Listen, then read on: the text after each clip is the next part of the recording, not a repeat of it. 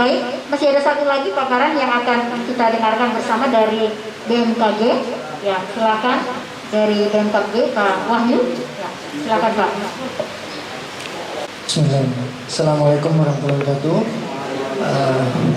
Yang terhormat Bapak Bupati Gorontalo dan yang saya hormati para pimpinan instansi vertikal maupun daerah dan para undangan FGD pada sore hari ini. Mohon izin, saya Wahyu, Koordinator Bidang Data dan Informasi dari Stasiun Meteorologi Ciledug Gorontalo. Pertama-tama mungkin permohonan maaf dari pimpinan kami karena beliau hari ini masih di Jakarta, ada kegiatan di BMKG Pusat. Jadi saya disampaikan untuk mewakili. Yang kedua mungkin terima kasih dari The Presma Center yang telah mengundang kami, melibatkan kami di FGD ini, dan semoga apa yang disampaikan ini nanti bisa bermanfaat bagi kita semua. Oke, terima kasih. Next. Mungkin ini dasar hukum, jadi BMKG kita ada undang-undang, jadi kita harus mendukung keselamatan jiwa dan harta, kemudian difokuskan kepada peringatan dini, dan pada dasarnya semuanya ini untuk mengurangi kerugian jiwa maupun harta. Next.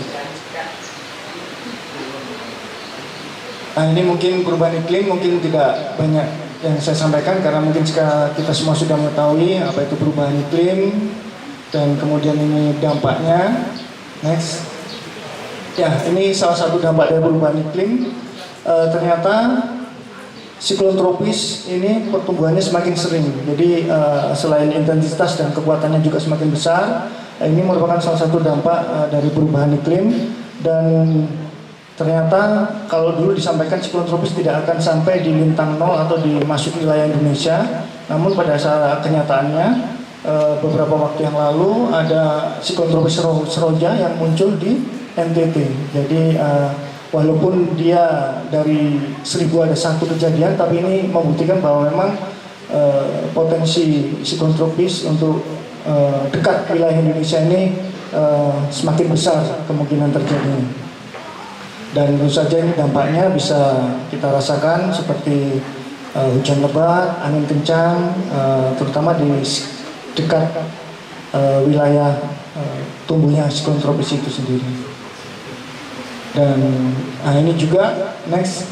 Nah, ini juga potensi terjadinya fenomena La Nina dan El Nino. Nah, ini ternyata dengan adanya perubahan iklim ini dia yang dulunya hanya sekitar 5-7 tahun, nah ini sekitar 1-3 tahun bahkan 5 tahun ini selalu muncul fenomena ini. Dimana kita ketahui dampaknya ketika La Nina ini, fenomena ini aktif, Provinsi Gorontalo ini potensinya yaitu terjadi penambahan jumlah curah hujan. Curah hujan bulanannya bisa ada potensi peningkatan. Dan ketika El Nino ini aktif, fenomena El Nino aktif, ya ini kebalikan dari La Nina, yaitu curah hujannya akan berkurang. Seperti yang, dan Provinsi Gorontalo ini ternyata sangat sensitif dengan fenomena dua ini. Dimana kita ketahui di tahun 2019 kita mengalami kekeringan, di situ ada fenomena El Nino. Padahal El Nino-nya itu indeksnya itu hanya di level lemah. Jadi indeks El Nino lemah kita bisa merasakan 2019 sangat kering sekali. Dan kemudian di tahun 2020 langsung berubah menjadi La Nina moderate. Nah, jadi La Nina moderate ini seperti kita rasakan dampaknya di tahun 2020 yang lalu, pertengahan bahkan sampai di awal 2021 kita mengalami banyak banjir di mana-mana. Jadi Provinsi Gorontalo ini bisa dikatakan ketika dua fenomena gangguan global ini, yaitu El Nino dan La Nina yang aktif, ini berpengaruh terhadap akumulasi curah hujan di Provinsi Gorontalo, dan di Gorontalo juga demikian. Oke. Nah ini dan kita selalu monitoring. Dan diprediksi ini dalam 3 bulan ke depan kita perlu mewaspadai karena fenomena La Nina ini walaupun lemah, dia aktif di bulan November, Desember. Oktober, November, Desember, ini kita perlu waspada walaupun dia hanya di batas lemah saja, La Nina. Nah, ini potensinya yaitu terjadi penambahan akumulasi curah hujan yang dampaknya kita rasakan dimulai dari bulan yang lalu. Mulai bulan yang lalu itu peningkatan jumlah curah hujan di Provinsi Gorontalo ini seperti di Kabupaten Gorontalo ini di bulan lalu itu mencapai 2 kali lipat dari normalnya. Jadi di bulan September ini harusnya Provinsi Gorontalo ini kering-keringnya. Tapi sebagaimana kita ketahui ternyata kemarin ada peningkatan jumlah akumulasi curah hujan. Ternyata fenomena global inilah yang sedikit banyak mempengaruhi, walaupun fenomena global ini bukan satu-satunya faktor pemicu terjadinya hujan, namun minimal sudah ada modal dasar yang harus kita waspadai. Fenomena globalnya aktif dan fenomena regionalnya yang selalu kita pantau juga munculnya siklon tropis di sekitar kita ataupun adanya daerah tekanan rendah, ini yang selalu kita pantau.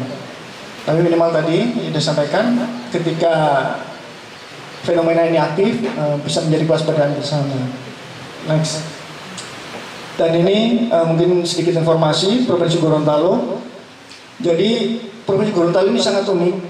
Jadi yang bisa dikatakan masuk daerah musim itu hanya di Gorontalo Utara. Karena di sana itu jelas puncak curah hujannya itu sekitar Januari Februari dan puncak musim kemaraunya di bulan Agustus September. Jadi untuk di wilayah Gorontalo Utara. Nah itu biasanya itu yang biasa kita sebut mereka di wilayah Gorontalo Utara ini masuk daerah zona musim. Dan sedangkan untuk wilayah di 5 kabupaten kota di selatan ini tidak masuk ke zona musim, Pak Bupati. Karena bisa dikatakan kalau berdasarkan data pos-pos hujan yang ada itu grafiknya tidak menentu. Jadi kadang di bulan naik, bulan berikutnya turun. Jadi dia tidak agak acak. Namun secara umum bisa diperhatikan kapan dia puncak-puncak curah hujannya. Seperti Kabupaten Gorontalo ini puncak curah hujannya itu ada 2 kali. Saya katakan puncak curah hujan karena dia lebih tinggi dari bulan-bulan lainnya, yaitu sekitar di bulan November dan kemudian juga di bulan Mei. Jadi bulan Mei dan November ini sebenarnya secara normal curah hujannya itu dia lebih tinggi dibanding bulan-bulan lainnya. Dan yang unik lagi di 5 kabupaten kota ini akumulasi curah hujan bulanannya itu tidak sampai di level tinggi, dia hanya rendah sampai menengah. Nah inilah karena saya datang pertama ke sini juga dikatakan di sini hanya 2 musim, yaitu musim panas dan panas sekali. Dan ternyata setelah saya main ke stasiun klimatologi di Bone Bolango, saya lihat datanya, oh memang di sini untuk 5 kabupaten kota ini akumulasi curah hujan rata-rata akumulasi curah hujan bulanannya itu hanya sampai di level menengah, rendah dan menengah. Karena itu kenapa di sini mungkin orang sini disampaikan cuacanya di sini hanya 2, panas dan panas sekali. Karena memang hanya di rendah sampai dan menengah aja. Makanya perlu waspada ketika dari stasiun klimatologi Bone Bolango menerbitkan buletin di situ curah hujannya di atas normalnya. Nah ini perlu waspada. Nah seperti yang terjadi kemarin, memang diprediksi di bulan September ada peningkatan akumulasi curah hujan dan bisa diketahui dampaknya dan bisa disampaikan bahwa bulan September peningkatan curah hujannya kemarin itu mencapai 2 kali lipat dari normalnya. Seperti itu. Next. Nah ini tentang suhu udara. Suhu udara di bulan September untuk Provinsi Gorontalo rata-rata 26,7, mungkin kecil 26,7. Dan kemudian next ya, dan anomali suhu rata-rata bulanannya kita itu lebih dingin dibanding normalnya, yaitu sekitar 0,3 derajat. Oke, next. Nah ini untuk tahunannya di tahun 2020 27,5. Next. Dan untuk rata-rata tahunannya ternyata di tahun kemarin itu terjadi peningkatan sekitar 0,6 derajat rata-rata tahun. Jadi biasanya kalau suhu ini lebih ke bagaimana kenyamanan penduduknya. Jadi kalau ada yang suka membuat penelitian, jadi mungkin suhu, kaitannya suhu dengan tingkat kenyamanan suatu populasi, suatu penduduk. Nah ini mungkin nanti seandainya ada dibutuhkan data-data, kami siap untuk mendukung gitu. Next. Dan ini di BMKG Pusat sudah membuat proyeksi bagaimana intinya ketika dia berwarna hijau ini berarti ada potensi peningkatan jumlah hari hujannya. Ini diproyeksi periode 2020 hingga 2049 ini ada peningkatan potensi hari hujan lebat, terjadi potensi hujan. Dan saya coba olah sendiri data di stasiun kami di bandara, itu hari hujan dengan intensitas lebat ini trennya mengalami peningkatan, walaupun dia fluktuatif, tiap tahun fluktuatif jumlahnya, namun rata-rata mengalami tren peningkatan hari hujan, potensi hujan lebatnya itu. Dan ini untuk suhu, diproyeksi memang ada peningkatan suhu udara, terutama di Provinsi Gorontalo. Di sini bisa dilihat dia antara 2,5 hingga 2,8 atau 2,9. Ini proyeksi untuk periode 2020 hingga 2049. Jadi intinya kita sekarang ini sedang berada memang di perubahan iklim, dan kita mungkin baru mulai gaungnya mulai terasa karena sudah mulai mengganggu aktivitas kita, terutama di parameter suhu udara. Dan kemudian ini mungkin sedikit informasi bahwa kami sudah berusaha membuat aplikasi untuk bisa dimanfaatkan oleh masyarakat, sehingga masyarakat bisa mengetahui potensi daerah-daerah potensi banjir harian. Jadi 1 hingga 7 hari ke depan wilayah-wilayah mana yang akan berpotensi terjadi curah hujan lebat yang bisa berpotensi banjir, karena petanya ini sudah dikombin dengan peta yang dimiliki oleh BNPB. Jadi BNPB daerah-daerah rawan bencana dikombin dengan prediksi akumulasi curah hujan, sehingga masyarakat bisa mengetahui besok ada potensi hujan lebat dan bisa berpotensi banjir di wilayah kita melalui aplikasi ini. Next. Ini terkait kegempaan, dan kegempaan di sini mohon izin sebelumnya Bapak Bupati, kami menyampaikan bahwa kami di sini ada 3 UPT. Jadi di BMKG di Gorontalo ini ada 3 UPT. Saya atau kami yang di Jalaluddin itu kesehariannya selain melayani informasi cuaca untuk penerbangan, kami juga menerbitkan informasi perakiraan cuaca harian. Jadi perakiraan cuaca 1 hari hingga 3 hari, 7 hari ke depan itu yang kami tugas kami. Dan untuk yang di stasiun klimatologi Bone Bolango, mereka yang menerbitkan atau membuat perakiraan musim atau akumulasi curah hujan bulanannya. Jadi apakah bulan depan potensinya ini curah hujannya akumulasinya di atas normal atau di normalnya atau di bawah normal, nah mereka lah yang membuat. Dan satu lagi UPT Stasiun Geofisika di Talumelito. Nah ini mereka lebih ke kegempaan, kemudian tanda waktu, kemudian juga terkait mereka juga ada sensor lightning detector, jadi untuk mengetahui jumlah petir yang terjadi selama berapa bulan, mereka biasa juga membuat laporannya. Jadi seperti itu. Dan memang karena kami selalu sebagai penyampai informasi, jadi kami juga menyampaikan informasi daerah-daerah potensi terjadi kebakaran hutan. Oke, next.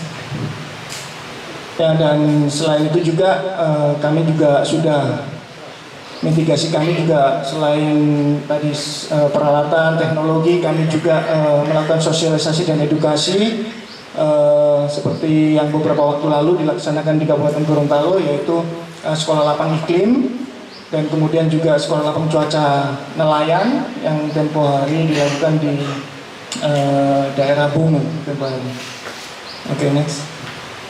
Ya, dan ini mungkin perubahan iklim, dan ini memang sesuatu yang tidak bisa kita hindari karena populasi kita semakin meningkat, dan untuk memenuhi kebutuhan populasi tersebut pasti mengeksploitasi semua kekayaan alam, dan mungkin yang bisa kita lakukan yaitu bagaimana upaya mitigasi dan adaptasi untuk mengurangi dampaknya. Dan mungkin itu dari saya, Pak Bupati. Terima kasih atas waktu yang sudah diberikan, dan mohon maaf atas segala kekurangan. Pada dasarnya kami sangat berterima kasih karena sudah dilibatkan dalam FGD ini, dan kami siap mendukung visi misi Mas Gorontalo.